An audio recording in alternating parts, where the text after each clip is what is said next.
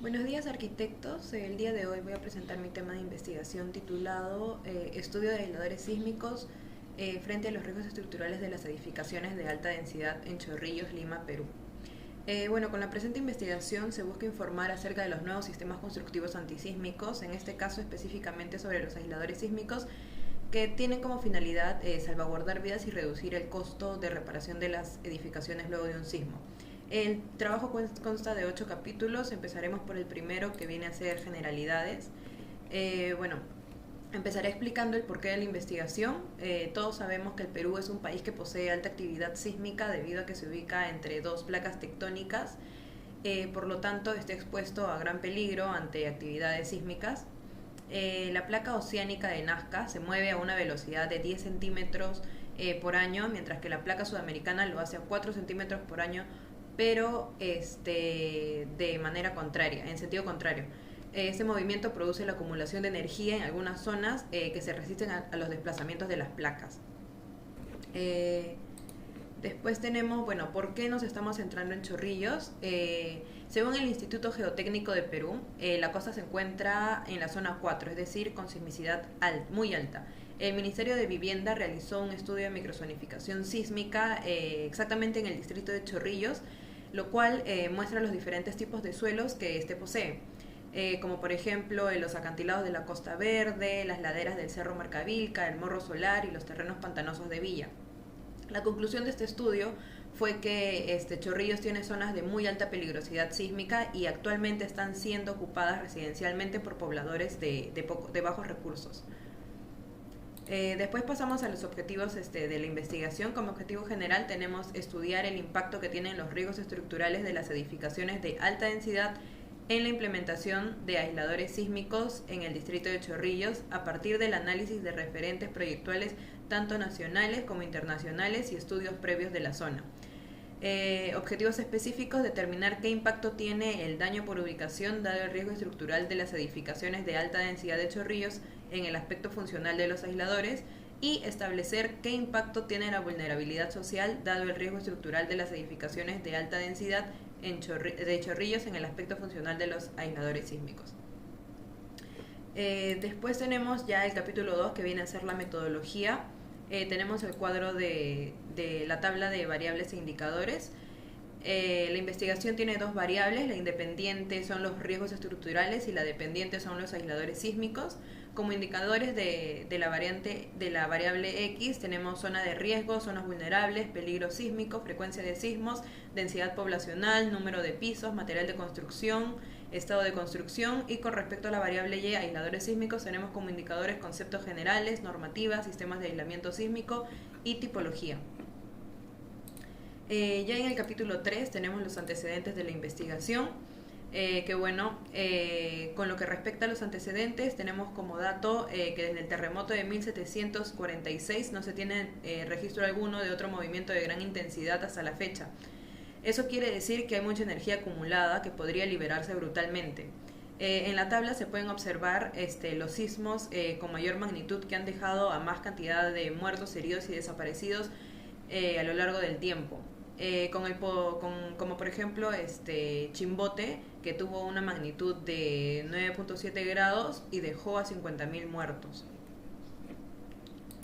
Después tenemos referentes proyectuales nacionales e internacionales que por temas de tiempo he reducido en la exposición, pero en el trabajo sí están. Tenemos por ejemplo el City Hall de San Francisco, que está ubicado en California. Consta de 4 pisos y fue construido en 1915.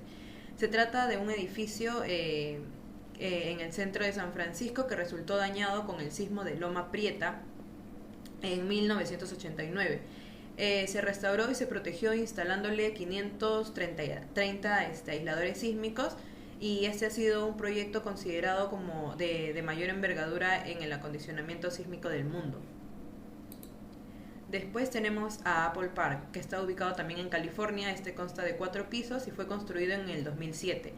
Lo interesante de este proyecto es que todo el edificio descansa sobre cojinetes deslizantes. Entonces, incluso cuando el suelo empieza a temblar violentamente con la fuerza que genera un terremoto, Los cojinetes deslizantes están diseñados para reducir en gran medida la fuerza del terremoto. Y estos discos están situados en la profundidad de las plantas. Entonces, cuando el suelo se mueve, el mecanismo de péndulo puede moverse hasta 120 centímetros de un lado a otro sin que se vea afectado el edificio.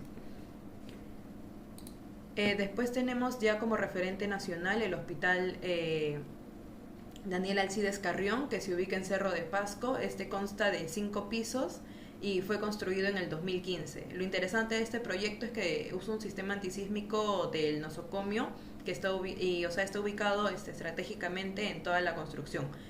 Específicamente en las bases de la columna del hospital. Este sistema reduce la energía del sismo que ingresa a la estructura y también el periodo de vibración de un sismo de hasta 3 veces menos que un sistema que no tiene aislamiento. Después tenemos también a la Universidad UTEC, que está ubicado en Barranco y ha sido construido pensando en la posibilidad de sismos y por tanto está preparado para soportarlos. La construcción cuenta con aisladores sísmicos que son una especie de resortes que ante un movimiento consigue desacoplar la estructura del terreno.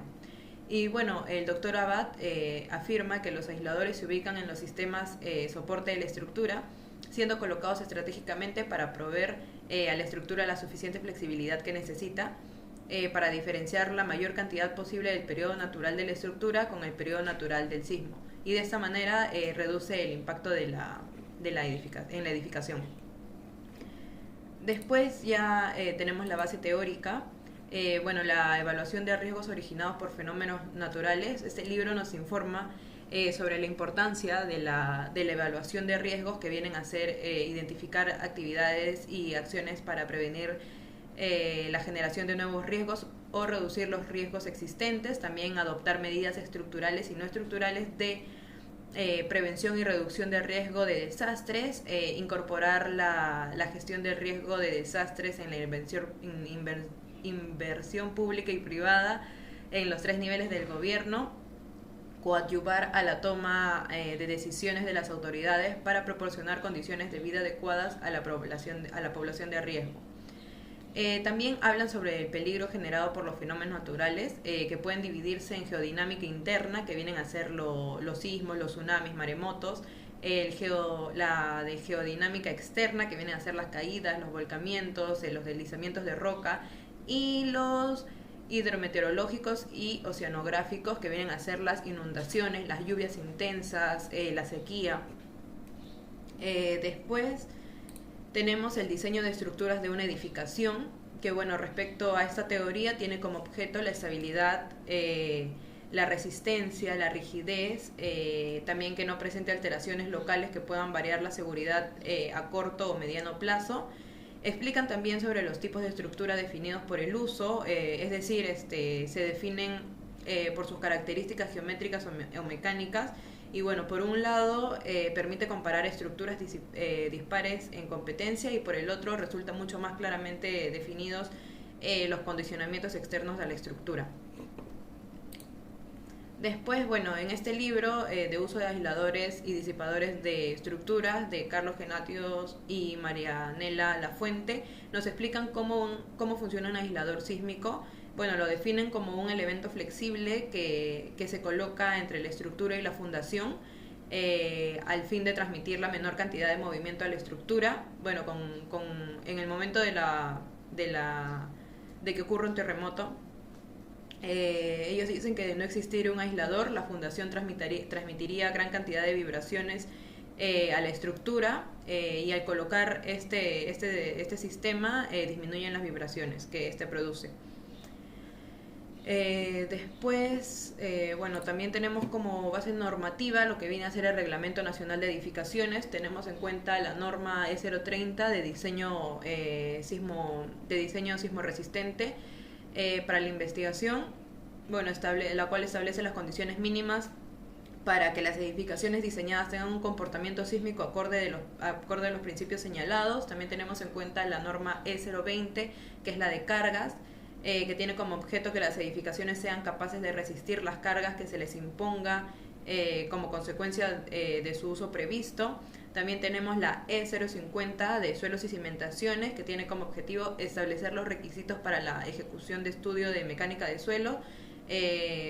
Bueno, este estudio tiene la finalidad de asegurar la estabilidad y permanencia de las obras para promover la utilización racional de los recursos.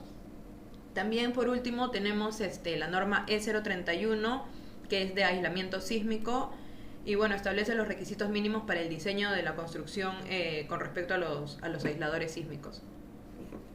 Después, en el capítulo 4 ya tenemos el desarrollo, que empezamos por la hipótesis, que bueno, como hipótesis general es la implementación de aisladores sísmicos en las edificaciones de alta densidad podría resolver la problemática de los riesgos estructurales en el distrito de Chorrillos generado por los sismos.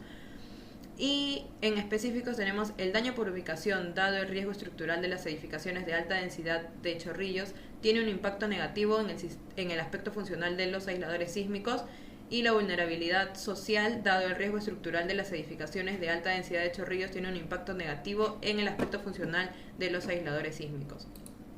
Después ya empezamos con el análisis de los indicadores, que sería respecto a la primera variable, la variable X, que sería riesgo estructural. Bueno, tenemos el indicador zonas de riesgo, que bueno, el distrito de Chorrillos está expuesto a un alto nivel de peligro sísmico, producto de la alta actividad que genera la subducción de las placas, la de Nazca y la placa sudamericana, como lo expliqué previamente. Después tenemos datos estadísticos acerca de la población de Chorrillos. Por ejemplo, tiene 336.054 habitantes según el INEI. Y con respecto a la vulnerabilidad del distrito, hay un 90.3% de las edificaciones del distrito que son de viviendas de albañilería. Conclusión de esta lámina sería que este distrito ha sufrido severos daños en sus edificaciones en los diversos sismos que han ido afectando a la ciudad de Lima. Las intensidades sísmicas determinan para este distrito han sido mayores en comparación a otros, y esto se debe a las características del sitio que se encuentra en el distrito y que influyen en su respuesta sísmica. Después, con respecto al indicador de peligro sísmico, tenemos lo que son los tipos de suelo. El color verde representa la grava de origen aluvial, el color amarillo los suelos arenosos, el color anaranjado las arenas eólicas, y los de rojo los acantilados y taludes o suelos pantanosos. En general, esto significa que el nivel de peligro sísmico en el distrito corresponde al 80%. Esto es principalmente por el tipo de suelo que tiene este distrito, que por ejemplo son pantanosos, acantilados y de taludes que bueno, lo conforman. Después, con respecto al indicador de zonas vulnerables, tenemos que las áreas más vulnerables del distrito se encuentran en la parte céntrica y en la periférica del distrito. Y bueno, se ubicaron los puntos más críticos, que vienen a ser los acantilados de la Costa Verde, las zonas elevadas, las zonas cercanas a los pantanos de Villa. Después, en el indicador de frecuencia de sismos, tenemos algunos sismos locales, que fueron, por ejemplo, el 3 de octubre de 1974, que bueno, la capital fue sacudido por un sismo de magnitud de 7.5 grados, y el epicentro fue a 90 kilómetros al sur del oeste de Lima, en la zona de subducción de las placas de Nazca y Sudamericana. Después, el 15 de agosto del 2007, el sismo fue el epicentro en Pisco, que causó la muerte de 596 personas, dejando a 1.291 personas heridas y 48.000 viviendas totalmente destruidas. Y bueno, otras 45.000 inhabitables y 14 establecimientos de salud destruidos. Después, bueno, las consecuencias del sismo, exactamente en Chorrillos, en la campiña, se observó una fractura que se produjo antes del sismo, y otro caso se presentó en la vereda del Malecón de Chorrillos durante ese terremoto del 3 de octubre. Y bueno, los daños de las estructuras del Centro de Altos Estudios de la PNP, situado en la campiña, se puede observar en esa imagen como las fallas de las columnas dañadas en ese sismo. Después, con respecto al indicador densidad poblacional, tenemos que, en el siguiente cuadro se muestra el número de manzanas que se encuentran en vulnerabilidad alta y media. En total son 2.125 y eso corresponde al 87% del total que se verían afectadas por un evento sísmico de gran magnitud.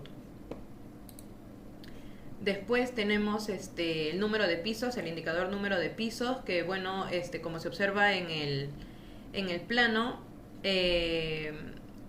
predominan las edificaciones de 3 pisos a pesar de tener un tipo de suelo que no lo permite.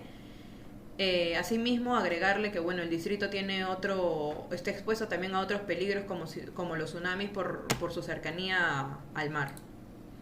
Después, con respecto al indicador de material de construcción, se concluye que bueno, el proceso de consolidación de Chorrillos ha sido acelerada, entonces ha sido de una manera antitécnica y sin ninguna dirección de profesionales en la construcción, y eso produce que se disminuya la resistencia ante un futuro sismo. Con respecto al indicador de estado de conservación, se concluye que las edificaciones deberían pasar por una inspección técnica en la construcción, demostrando in situ que las cimentaciones son buenas. Asimismo, luego de un sismo se deberían revisar las estructuras, ya que son sometidas a su máximo desempeño del diseño. Después, bueno, el análisis de los indicadores de la variable ya Y, que sería los aisladores sísmicos. Como condiciones generales, los aisladores sísmicos proporcionan suficiente flexibilidad a la estructura para que el periodo natural de esta se aleje lo suficiente del periodo natural del terremoto. Y bueno, la correcta elección de la modificación de dicho periodo evita principalmente la ocurrencia del efecto de resonancia que podría ocasionar los daños e incluso un colapso en la estructura.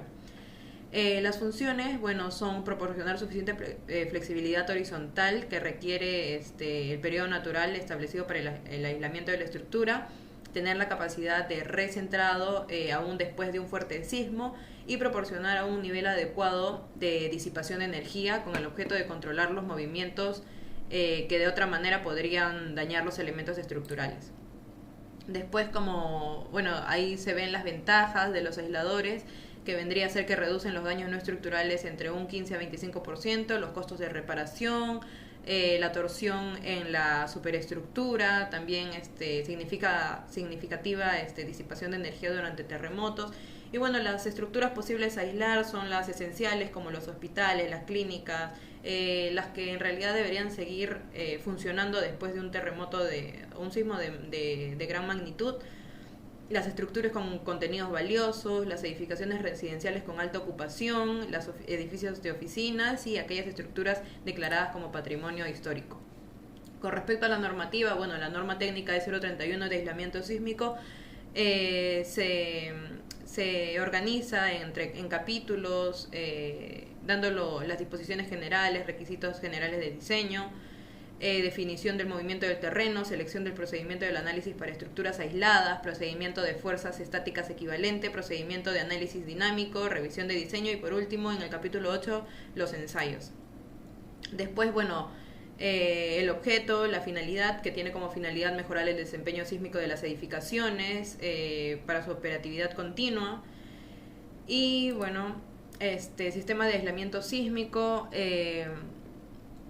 tiene condiciones ambientales, fuerzas de viento, resistencias al fuego, fuego de restitución lateral. Después, la tipología, los aisladores elastoméricos, existen dos tipos, uno de bajo amortiguamiento y el otro de alto amortiguamiento. Los de bajo amortiguamiento más que nada se utilizan en conjunto con disipadores de energía que proveen amortiguamiento adicional al sistema. Después tenemos el aislador elastomérico con núcleo de plomo, que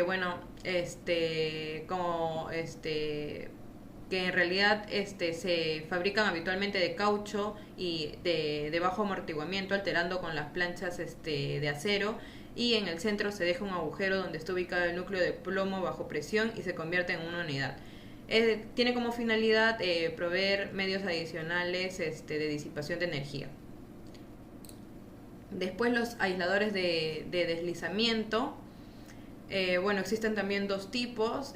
Péndulos friccionales, que está formado por un deslizador articulado que descansa sobre una superficie cóncava de acero inoxidable. Tiene una base de capa de teflón que tiene un coeficiente de fricción bajo. Después, en los bordes se encuentra un anillo de retención. Además, existe un material sellante que hermetiza la parte interna del aislador. Y los péndulos friccionales dobles está formado por dos placas con superficies cóncavas de acero inoxidable y de un deslizador articulado. Después, ya tenemos el análisis e interpretación de los resultados.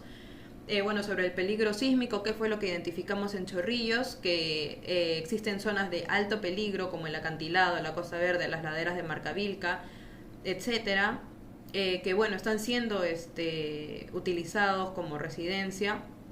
También sabemos que el 80% del nivel son de nivel medio y muy alto, por las cuales el distrito se encuentra en peligro sísmico. Después tenemos agregarle también que esté expuesto a otros peligros como tsunami, por lo mismo que dije de la cercanía al mar. Y considerar qué se debe considerar en Chorrillos, que no se puede permitir la ocupación urbana con fines de uso residencial en las áreas calificadas como peligro muy alto, y en las zonas de los acantilados se debería solucionar la inestabilidad del talud con proyectos de ingeniería.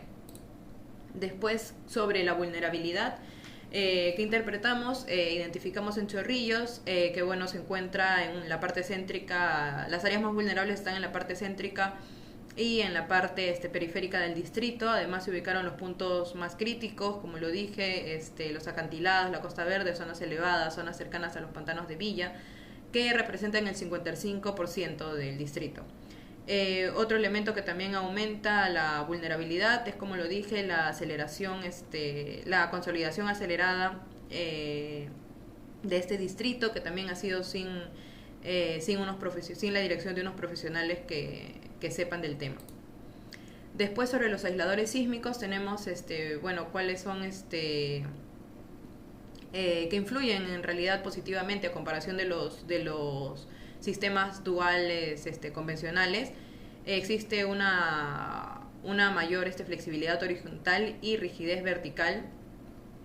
Después, si bien es cierto, resulta más costoso que una estructura convencional, pero a la larga es mucho mejor, ya que, por ejemplo, después de un terremoto se reducen los costos de reparación de la estructura.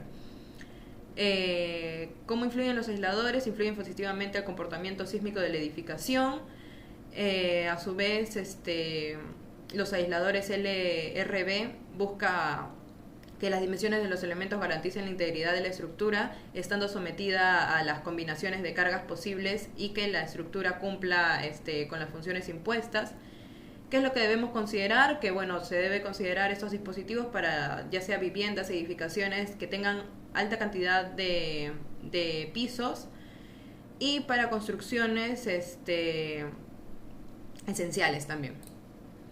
Como conclusiones tenemos hecho una conclusión por cada para objetivo general, que sí existe un impacto en cuanto a los riesgos estructurales de las edificaciones de alta densidad en la implementación de aisladores sísmicos en el distrito de Chorrillos.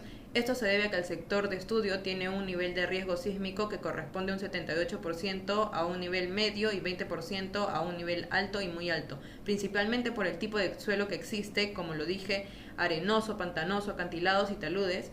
Dichos tipos de suelo no permiten edificaciones de alta densidad, ya que suelen sufrir deformaciones y derrumbes por sismos, causando estimadamente una afectación de 13.830 viviendas afectadas por un sismo de gran magnitud. Con respecto a los objetivos específicos, se concluye que existe un impacto debido al daño por ubicación, dado el riesgo estructural de las edificaciones de alta densidad en el aspecto funcional de los aisladores sísmicos. Esto se debe a que el sector de estudio está ubicado en una zona de alto peligro sísmico, debido a que se encuentra en el cinturón de fuego entre la placa Nazca y Sudamericana. Debido a su ubicación, es primordial tener en cuenta el diseño de la edificación, considerando como principal objetivo minimizar las fallas y buena funcionalidad antes, durante y después un evento sísmico, por seguridad y bienestar de las personas que la habitan. Además existe el impacto debido a la vulnerabilidad social, dado el riesgo estructural en el aspecto funcional de los aisladores sísmicos. Esto se debe al proceso de consolidación acelerado por el que pasó Chorrillos, en su mayoría de una manera antitécnica, es decir, sin ninguna dirección de profesionales, lo cual disminuye una resistencia de las edificaciones ante un futuro sismo de gran magnitud. En cuanto al análisis de referentes proyectales nacionales e internacionales, se concluye que en la actualidad ya existen proyectos que han implementado el uso de aisladores sísmicos y han reducido los daños estructurales y los costos de reparación luego de ellos.